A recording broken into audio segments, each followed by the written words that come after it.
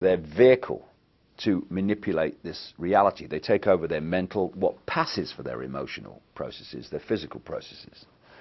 And what that means is, when these bloodline families go into positions of power, what we're actually doing is seeing these entities go into those positions of power.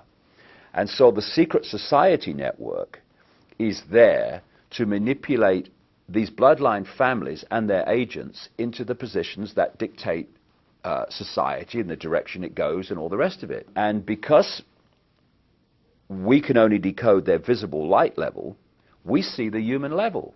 We see people under different names called Rockefeller and Rothschild and Bush and Obama and all the rest of it. But if we could see beyond visible light just a little bit, and some people can, you would see overshadowing these people anything but a human entity. And it's these entities that have passed through what we call history, and they have been the cement, the guiding force that has brought this conspiracy through to the present day. Because people have asked me in the past, quite rightly, I understand it, why would someone give their life to this conspiracy, this global takeover, in 1500 or 1650 or 1820, when they knew they were never going to be around to actually see it happen, which is what they're trying to do now, playing the cards they're playing now? The answer to that is they were just vehicles. These entities are the common force passing through history, which has led this conspiracy to where it is today. And the idea is to so tie up the world that they make everywhere in the world dependent on everywhere else in the world, which means that no one has control over their own destiny. It's all in the hands of other people and situations that they have no control over. That's the idea. People talk about the prison planet. The prison planet is the human mind in prison. That's what it is. But if you keep going, because you want to know the origin of this, then you go out of this reality called visible light. You go out of this into other levels of reality. If you go to a stage hypnotist show, what do you see? You see stooges on the stage, and then you see the hypnotist, and he goes along and he uses his techniques to implant a belief in reality into the stooges. He might tell them there's an elephant in the audience. He might tell them that the woman next to the person is naked. And when you start to understand how we create reality and decode reality, you can see how simple this is. The brain is decoding reality like a computer decodes information and puts it on the screen. However, if you program the computer to read the information in a certain way, then it will. And in the same way, if you can program the human brain to read information in a certain way, then it will. Example, in a hypnotist stage show, I've seen people being given a potato and being implanted with the belief that it's an apple.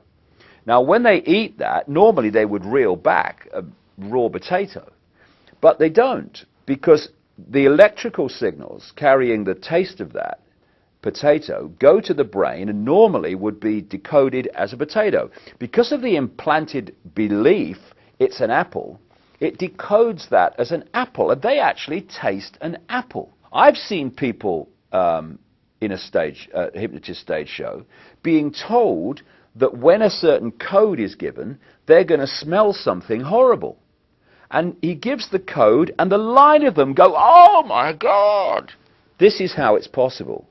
Now you take that onto the collective level, and you think that when we're watching television, our brain waves go into the same brainwave state as they do in a hypnotic trance.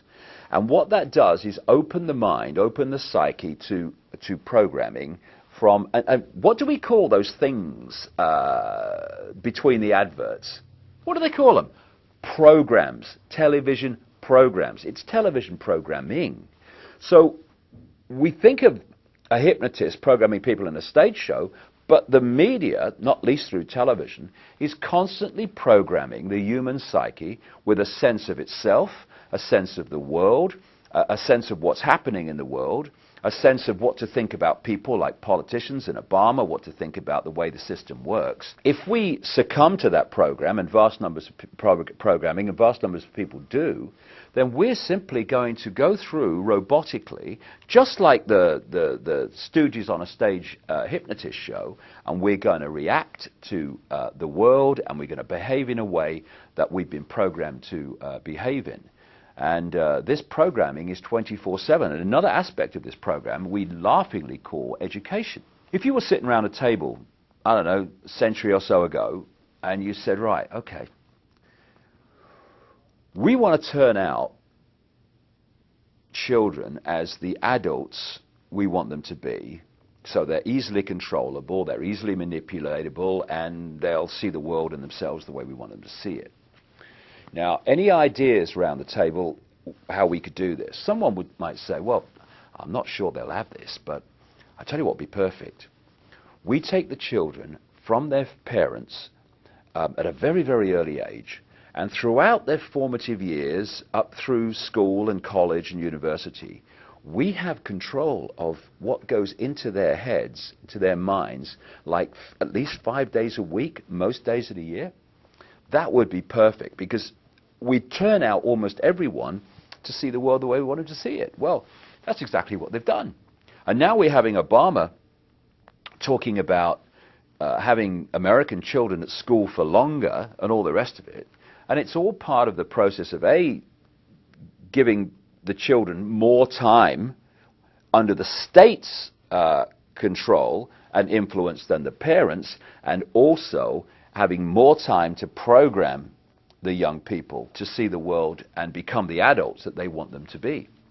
There's one area that's very important to understand in how people apparently come out of nowhere to positions of power and influence, like they say, or lots of people believe that Obama came out of nowhere. He was prepared for a very long time to do what he's doing now. These people do not do ad lib. They don't do make it up as you go along. It's all projected a long way forward. And it's also extraordinary the number of people, even in the apparently lower positions of power and influence within the church, within entertainment, etc., who turn up as expressions of this bloodline elite. And I've understood this over the years, having met people who've been on the inside. I'll give you one example.